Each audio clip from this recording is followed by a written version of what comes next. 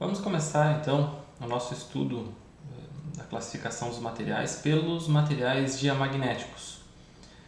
Então, em se tratando de uma análise em escala atômica, eles são materiais que não apresentam momento magnético atômico. Então, internamente, o movimento de elétrons e de espinha ocorre de uma maneira que eles não apresentam aquele momento de dipolo individual mostrado no início do vídeo anterior.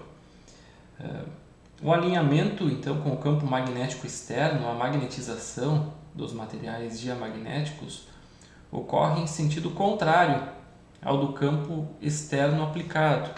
Então, isso resulta em um Xm, que é a suscetibilidade magnética, menor do que zero.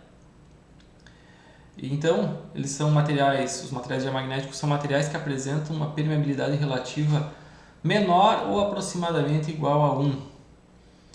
Como se detecta, como se faz um experimento para mostrar que um material é diamagnético?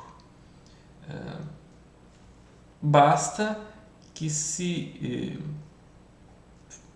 observe uma força de repulsão devido à aplicação de um campo externo. Então, se aproximarmos um ímã permanente de um material diamagnético, a tendência dele é ser repelido. O diamagnetismo não é afetado pela temperatura, então aumentos de temperatura não afetam as características do material. E uma situação onde o diamagnetismo seria perfeito é numa situação onde temos supercondutores.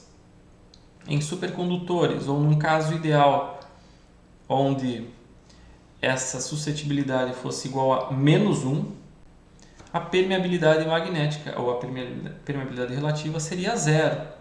Ou seja, dado um campo externo qualquer no entorno desse supercondutor, no interior do condutor a tendência é que B, a densidade de fluxo magnético, e H também, sejam zero.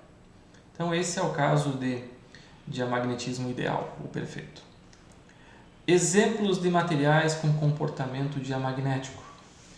O nosso principal condutor, o cobre, o chumbo, ouro, prata, mercúrio, que também é um metal, bismuto, silício, vidro, silício utilizado na construção dos semicondutores e também utilizado na fabricação de vidro, grafite e diamante, que são duas estruturas de carbono, também são materiais diamagnéticos, o cloreto de sódio, nosso sal de cozinha, o boro é um material diamagnético, logo vamos ver como ele pode ser utilizado em outras ligas para produzir material ferromagnético, mas ele sozinho é um material diamagnético.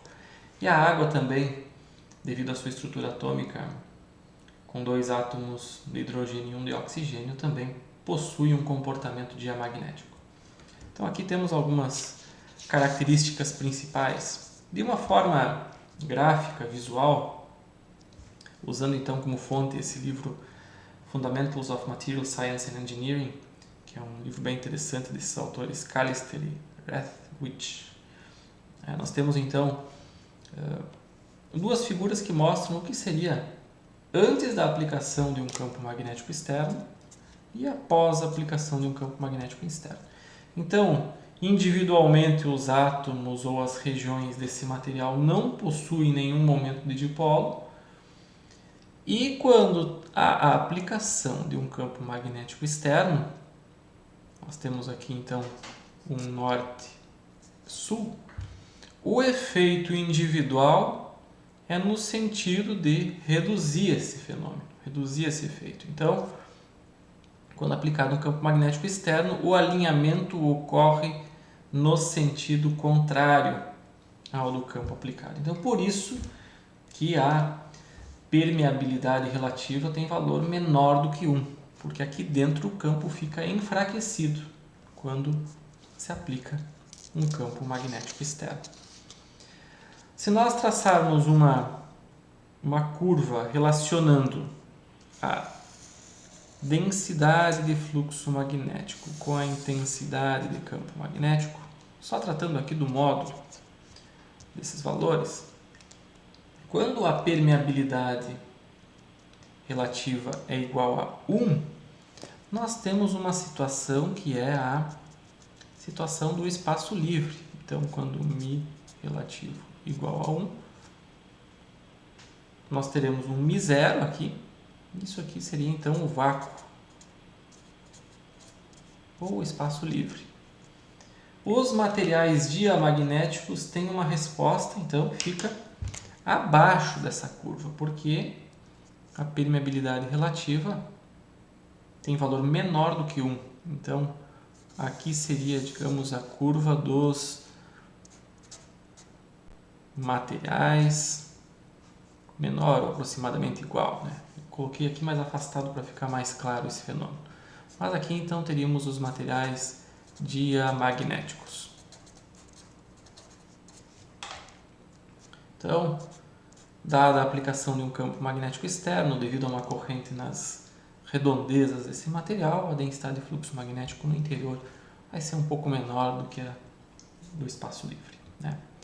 Esse fenômeno de enfraquecimento de campo no interior resulta num fenômeno interessante, que é o seguinte: dada a aplicação, no caso de materiais supercondutores, de um campo magnético externo, para que no interior do supercondutor haja um campo nulo, tem que acontecer um fenômeno que é de completo cancelamento do campo magnético externo aplicado. E isso resulta em um norte-sul produzido pelo supercondutor. Então, se aqui nós temos um norte-sul apontando para cima, e nesse supercondutor surge um norte-sul devido ao diamagnetismo apontando para baixo, surge uma força que é de repulsão. Então, vai surgir uma força nesse material aqui, tendendo a empurrá-lo para cima. Isso não acontece quando o material não é um supercondutor. Supondo aqui, então, um outro material qualquer, com uma permeabilidade próxima da permeabilidade do espaço livre, esse fenômeno não ocorre. Então, os materiais diamagnéticos são repelidos quanto mais próximo de zero for a permeabilidade total, ou a permeabilidade relativa, como é o caso dos supercondutores, maior é essa força. E isso leva, então, à possibilidade daquilo que se chama de levitação magnética. Uma das possibilidades é a seguinte: num arranjo onde temos um ímã permanente e onde temos um supercondutor, nós podemos ter então uma força de repulsão entre eles. Esse supercondutor aqui é um pedaço de condutor submetido a uma temperatura muito baixa. Isso muitas vezes é conseguido com, por exemplo, nitrogênio líquido. Então, a baixíssimas temperaturas, tendendo ao zero absoluto, é possível conseguir então características de supercondutor e fazer com que um ímã fique então flutuando. Isso seria analisado da seguinte forma: dado um certo ímã que produz aqui um norte e sul, e dado então um material supercondutor,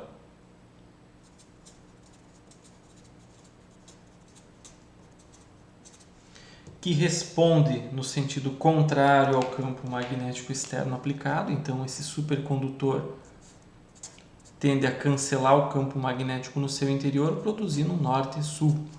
E com isso, então, se tem forças de repulsão, e essas forças fazem, então, com que esse ímã permanente fique levitando. A levitação magnética também é possível com a aplicação de correntes em bobinas, né? Se nós conseguirmos aplicar correntes em bobinas, em estruturas de tal forma a produzir polos magnéticos iguais numa determinada região, nós temos também a força de repulsão. Então, esse seria um resumo do que são materiais diamagnéticos, materiais que respondem de maneira contrária a um campo magnético externo aplicado.